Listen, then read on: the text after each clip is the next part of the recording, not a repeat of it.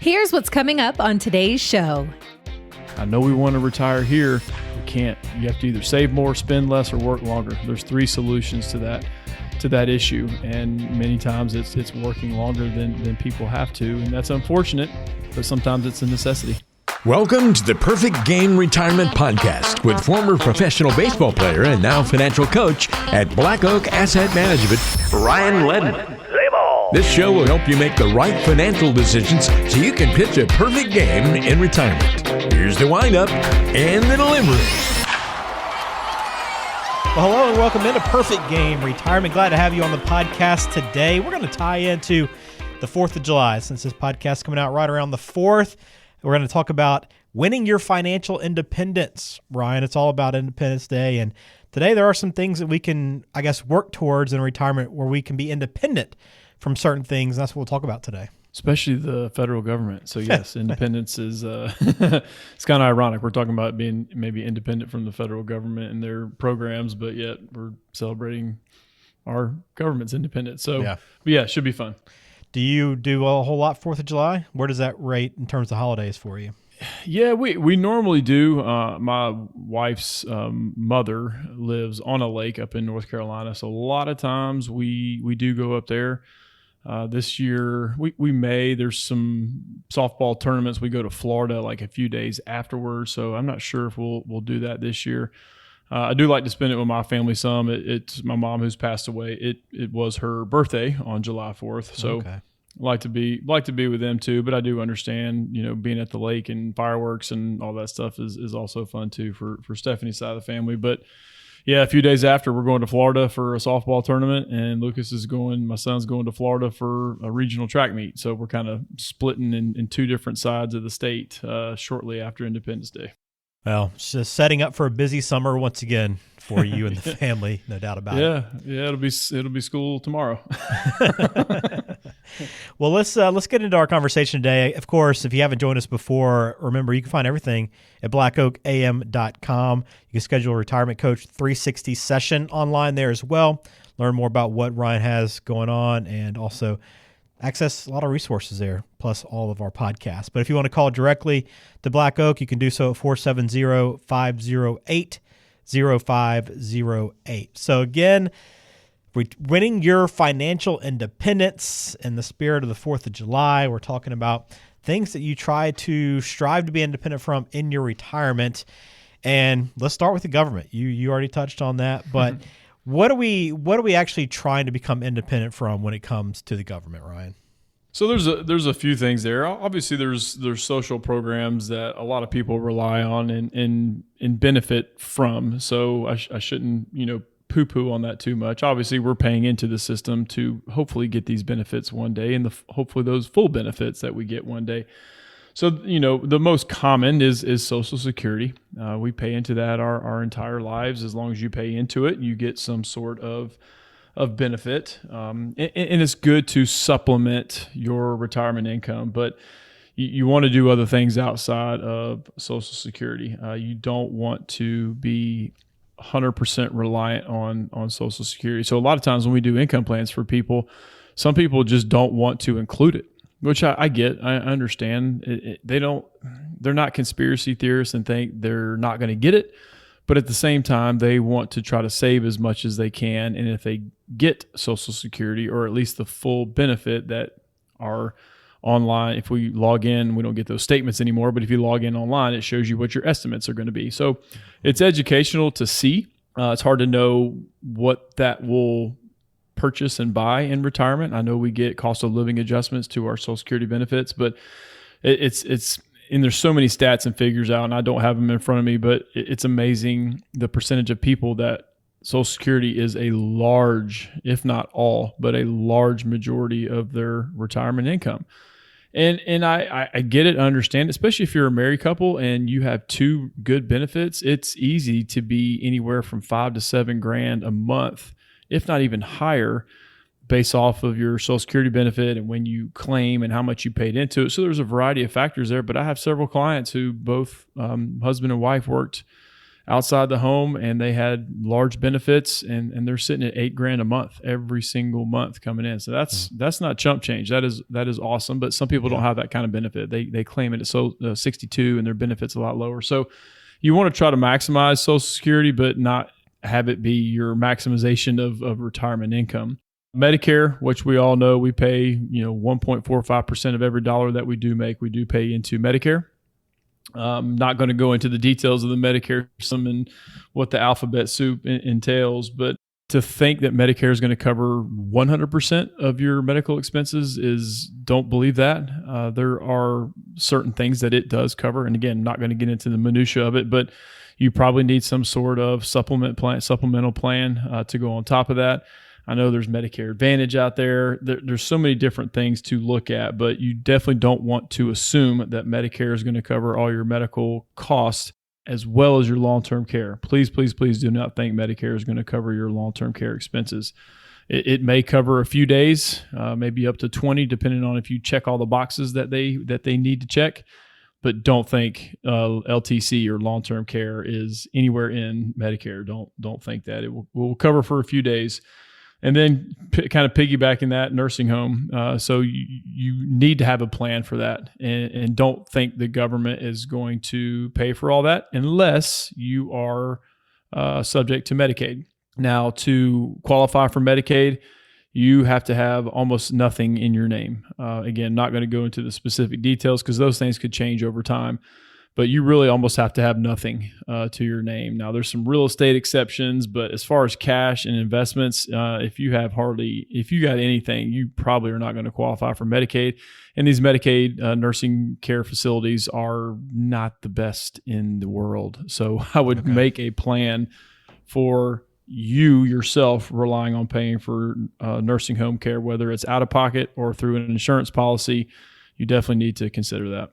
All right. So great to have those benefits and that support if needed, but again, best to not rely on it if you don't have to. All right. Independence from family. And you might say, whoa. I don't want to be independent from our family, but we're talking about having to rely on them for support, right?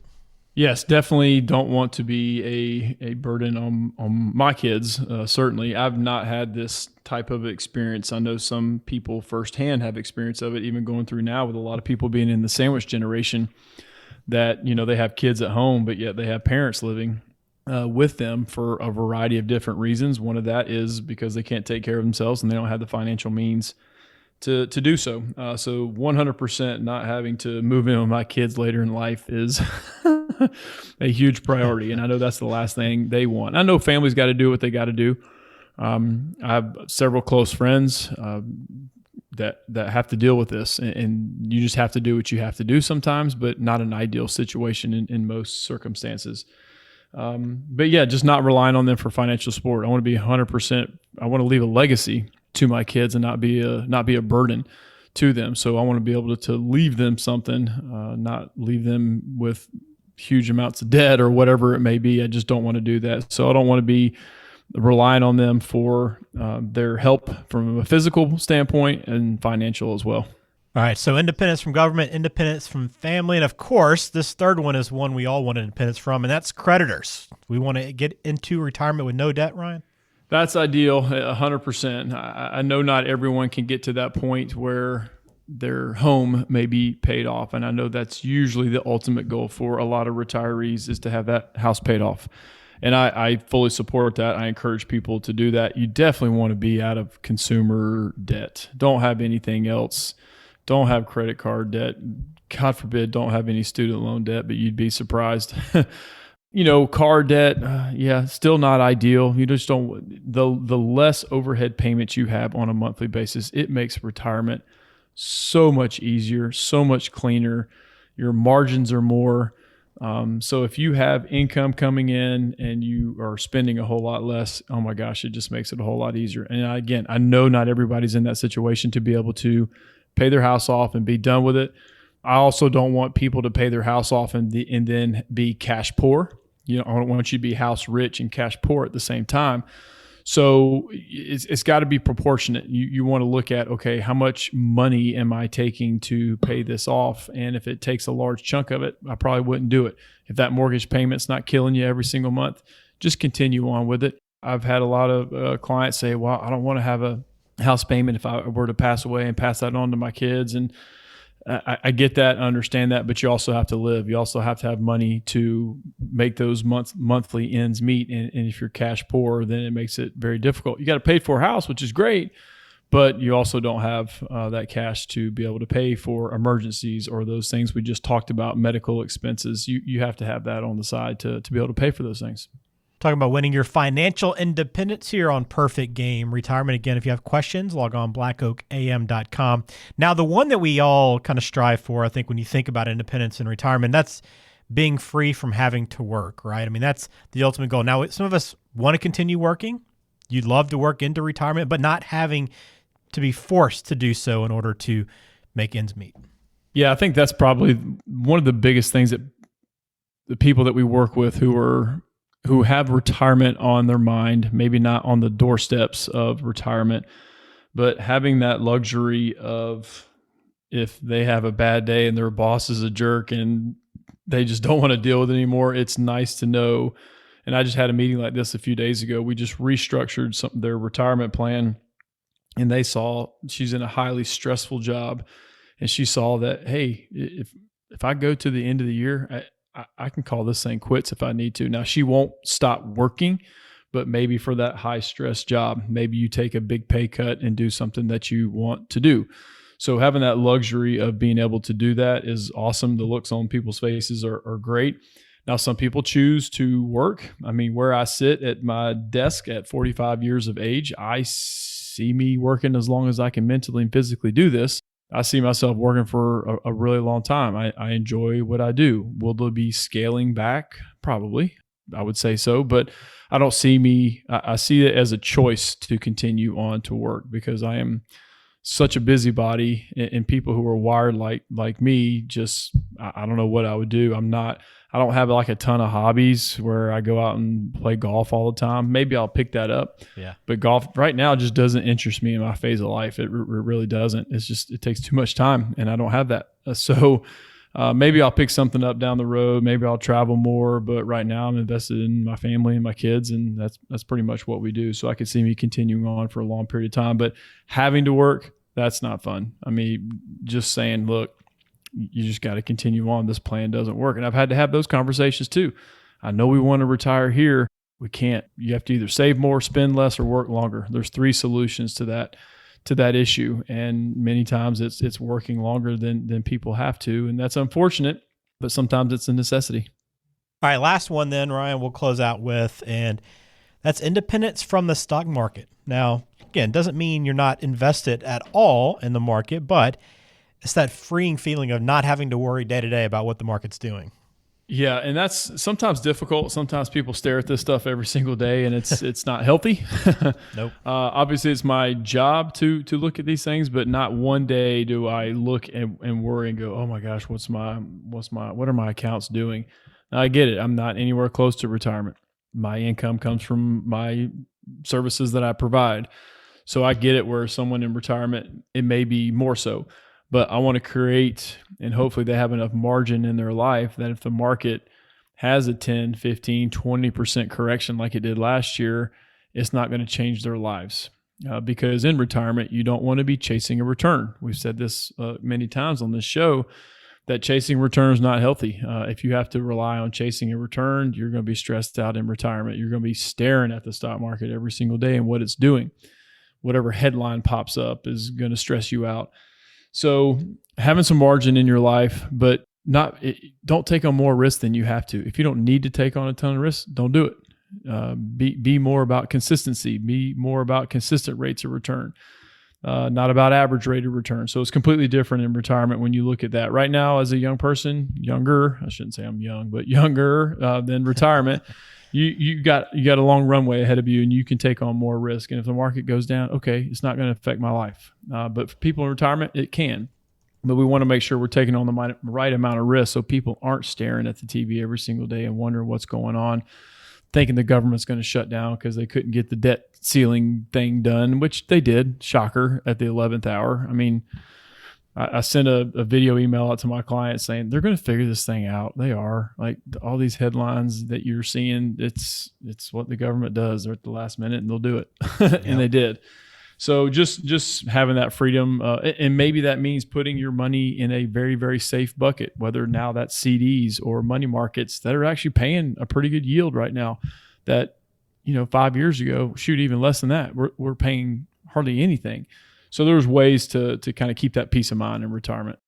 Well, independence is the goal in retirement. So if you haven't taken steps on your plan and how you're going to get there, you can always reach out to Ryan, blackoakam.com. Schedule your Retirement Coach 360 session online now. And Ryan, for anyone that is considering doing that, what's the next step after they book that session? So normally, good question. Normally, we just talk to people on the phone for 15 minutes or so, 15, 20 minutes, depending on how the conversation goes. And if people have more questions, sometimes it lasts longer than that. But we just like to have a high-level conversation with people first to see if we can help them. If they have large consumer debt issues, it's probably not a fit. We can counsel people and tell people what next steps to do. But we just like to get a feel for who people are and where they're coming from, and just hearing people's story, because we have no idea where they're coming from. And being Dave Ramsey Advisors, we get all walks of life of people, from in people who were I've talked to teenagers before, up to talking to people who've sold their business for millions and millions of dollars. So you get a wide range of individuals. So we just like to do that phone call. If there's a good fit and we think we can help them, then it's an in-person or a Zoom meeting after that to go a little bit more in depth. All right, perfect. Again, you can log on blackoakam.com or give Ryan a call, 470-508-0508. Time now for a little getting to know you with Ryan Ledden. Ryan, so what's your hometown? I don't know if I've ever asked you that before. It is actually, and I lived there for 3 years. It's still in Georgia, pretty boring, but it's Brunswick, Georgia, which is on the coast of Georgia. Fairly small town, but my dad was located there when he worked for Georgia Power, and I lived there for 3 years, and then he got a job in the metro Atlanta area. So I don't remember much about it, but that's where I was born. Okay. So what is then what's the most famous thing about your hometown? Is it Brunswick stew, or is it something? Yeah, that's it. That's totally it. Is that really the first thing I thought of was Adam Wainwright. So people who are not baseball people. Yeah, I think he's from there. So that's kind of their claim to fame. But yeah, Brunswick stew. I mean, and people may argue this, that, it came from somewhere else. But I mean, I've heard this all my life. That's where it came from. So I started, doing my Google researching, and it does, many sites do cite it and say that it started in the late 1800s, and it started down there. There's a whole story behind it, but I always wondered that as a little kid. I was like, Brunswick stew, does that mean? So you just think of all the different places around the world that have Brunswick in their name, so you don't think much about it. But it was cited in 1898 that's where they started. That's where they started making it. So that's their claim to fame. I could be completely wrong, but I saw several sources that said that's where it started from. That's really interesting. While you were talking there, I pulled up the Wikipedia page. I don't see you on the list of notable people born in Brunswick. We got to change that, Ryan. We got to change that. I do see Davis Love III was born there as well. So. Oh, really? Yeah. I'm definitely not in that category.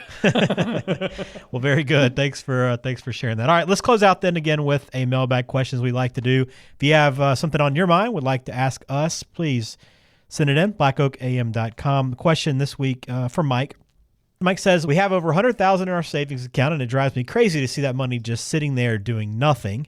I want to buy a new truck, but my wife isn't on board with that plan because she says having that money in the bank makes her feel more secure. So how much cash do we actually need? How do I convince her that this is too much money there just sitting there collecting dust? I'm not the crazy one here, right? I'll go somewhere in the middle, Mike, with that one. The truck, I don't know. That's y'all's kind of personal preference there. I mean, obviously, trucks now, could take every bit of that $100,000 if you get something that's fully loaded. But as far as $100,000 sitting in a savings account, and I think Dave Ramsey says this a lot, like that many women out there have like an extra security gland that men do not have. Now, that's probably stereotypical a little bit, but there is some truth to that. A lot of my clients like having a certain amount from an optics standpoint, having a certain amount in there. And if it gets below a certain amount, they get nervous. I'm that way. I have that similarity, like looking at it going, I don't want to get that low, and it's kind of ridiculous if you think about it. So I kind of see where you're coming from, Mike. But again, I wouldn't fight that battle too much. And everybody's number is a little bit different. Some people it's 30 grand. Some people it's 50 grand. Some people it's 250 grand. They want to keep up to the FDIC insurance in there. Now, if it's sitting in the bank, you do have options there, especially lately. There are money market accounts. There are online. I mean, go to bankrate.com. You click on savings accounts, high yield savings accounts, and you click on that and it shows what's paying the highest yield right now. And you can get some, 3.5% to 4.5% yields on money that's just sitting there, and it's directly linked to your checking account. So I would take a look at that. It may take some convincing that it's not sitting at the current bank that y'all use or institution that you use. But yeah, I've seen clients, bank statements and checking accounts and even savings accounts are still paying measly amounts of interest.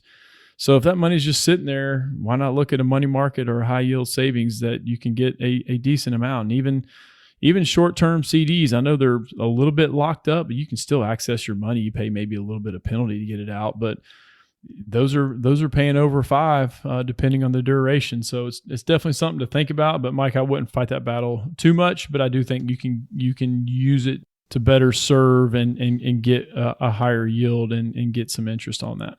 Yeah, it definitely feels like there's somewhere in between buying a new truck and getting a little something out of the money there and have that security. So best of luck to you, Mike. If you want to follow up with Ryan, you can do so at blackoakam.com. Again, that phone number for Black Oak Asset Management is 470-508-0508. All right, hope you had a great 4th of July, Ryan, and you as well, and we'll talk to you soon. Absolutely.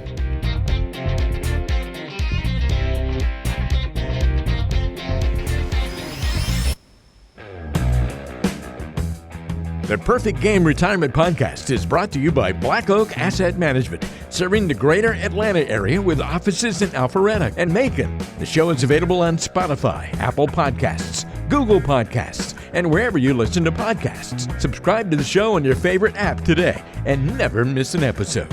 Just search for Perfect Game Retirement to find us. You can also visit blackoakam.com to listen to past episodes, to contact Ryan Ledden, and to learn more about how to pitch a perfect game in retirement.